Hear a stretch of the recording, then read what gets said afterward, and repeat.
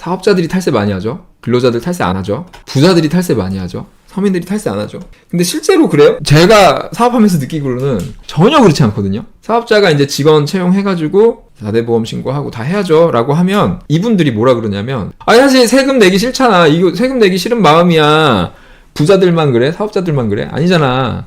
사업자라면 꼭 알아야 할 세금, 회계, 노무, 마케팅. 탈세, 오늘 탈세 얘기했잖아요. 자, 탈세 같은 것도 뭐 사업자, 근로자, 아니면 부자, 서민 뭐 이렇게 이제 갈라치기 많이 하잖아요.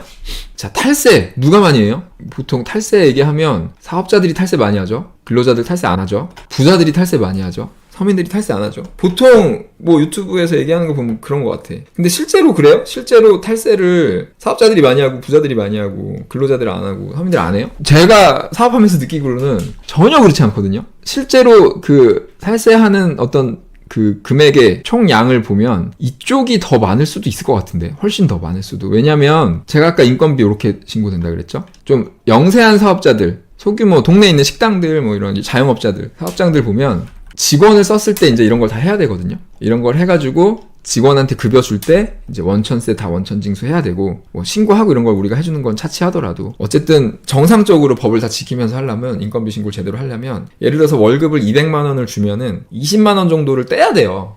왜 그러냐면 소득세 조금이랑 보험료가 거의 한 18만 원 정도 되죠.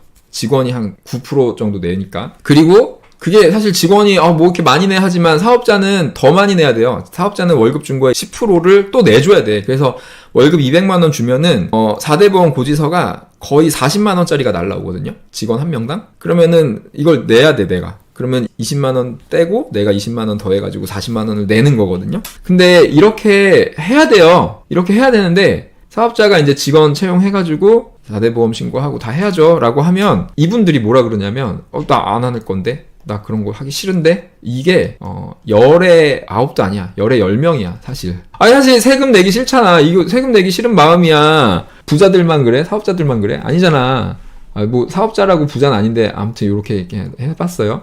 근데 아무튼 세금 내기 싫은 건 다 똑같죠. 누구나 다 똑같은데 사업자들도 그렇고 부자들도 그렇고 뭐 내야 되는 것을 내고 있는 거야. 근데 얘네만 그러냐고. 다 똑같은 거잖아. 여기도 내기 싫잖아. 그러니까 그 마음은 다 똑같기 때문에 뭐 욕할 건 없는 것 같아. 근데 어쨌든 안 낸단 말이에요. 다 싫대요. 되게 어려워요. 급여가 특히 막 올라가고 이러면은 이해를 못해. 너무 억울해하고 막. 저는 뭐 장사를 10년 이제 하고 있으니까 얼마나 많이 받겠어요.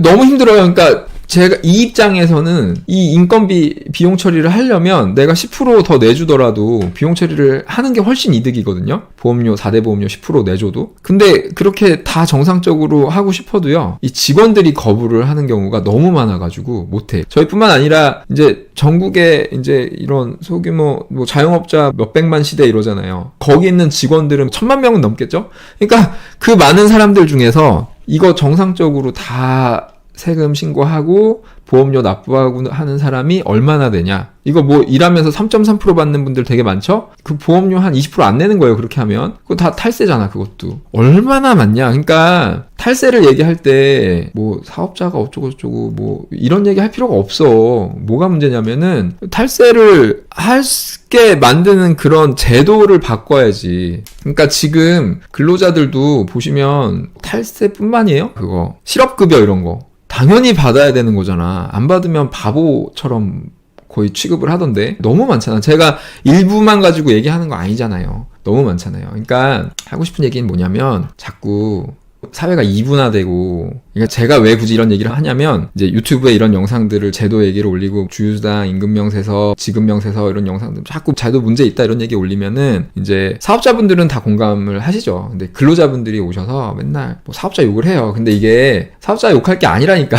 사업자 욕할 게 아니고 비판의 방향이 제도로 가야 됩니다. 그래서 제도가 바로 잡혀서 이게 제대로 돌아갈 수 있게 만들어져야, 그래야 이 사회가 좀 제대로 돌아가고 우리 국가가 좀 경쟁력을 갖고 그래야 잘 성장하고 나누고 해가지고 좀 다 같이 잘 살든가 말든가 하는 거지. 이거 맨날 뭐 이렇게 싸우고 있어가지고 제도는 지금 맨날 점점점 이런 방향으로만 가고 이러면은 저는 우리나라 진짜 희망 없는 것 같아.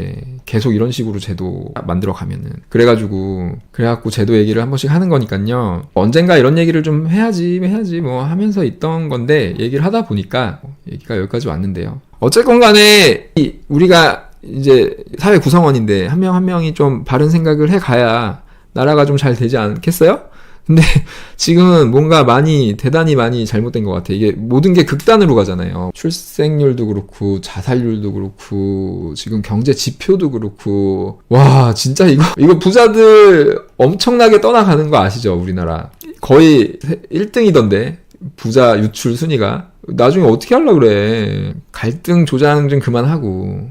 그 정치하시는 분들 제도나 좀 제대로 만들어줬으면 좋겠는데 근데 욕할 게 하나도 없다니까요. 결국은 정치인들은 당연히 표 장사하는 거잖아.